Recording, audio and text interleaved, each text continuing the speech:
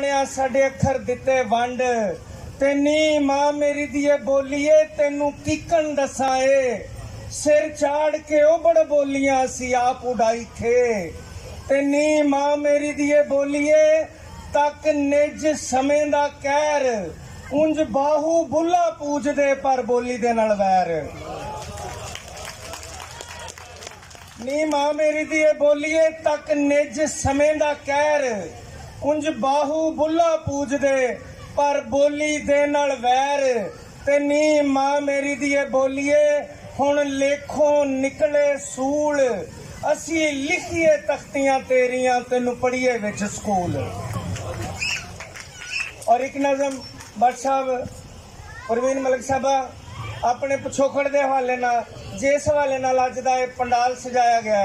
उस हवाले नाल ही 3 नज़मां सुणावांगा। एक वंड के हवाले नाल कि सानू वंड मंजूर नहीं है, एक साडा वसेब साडा पिछोकड़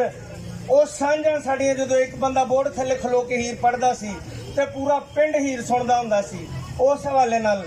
ਨਜ਼ਮ ਹੈ ਅਸੀਂ ਆਪੇ ਹੀ ਆਪਣੇ ਚੋਰ ਕਿ ਸਾਡੀ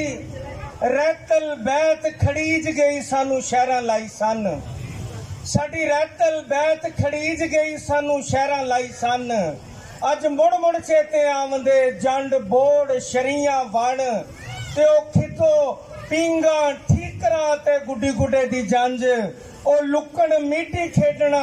ओ डंडा डोक ते वंज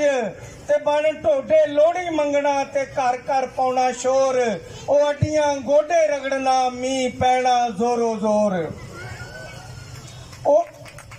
अड्डियां गोडे रगड़ना मींह पैना जोरो जोर ओ सांझा छप्पड़ पिंड दा जिथे पशु नुहाए रज ओ एक दूजे नू डोबना फिर भाजो भाईया भज ते मावां दा करी उड़ीकना भैणां दे करने ते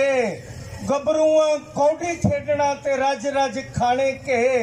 मुटियारां विच त्रिंजणी ते गबरू विच मैदान ओ पग्गां शमले वालियां ओ परिया ओ प्रधान ओ पुत्र धरती मां दे जिन्हां कदे ना तोड़े मान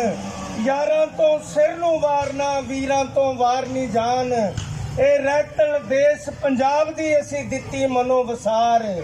असी इंज वसेबा बदलिया असी गए पछोकड़ हार हुण की हुक्कियां दा गुड़कना की हिकने डंगर डोर असी अपने आप नू लुटिया असी आपे ही अपने चोर।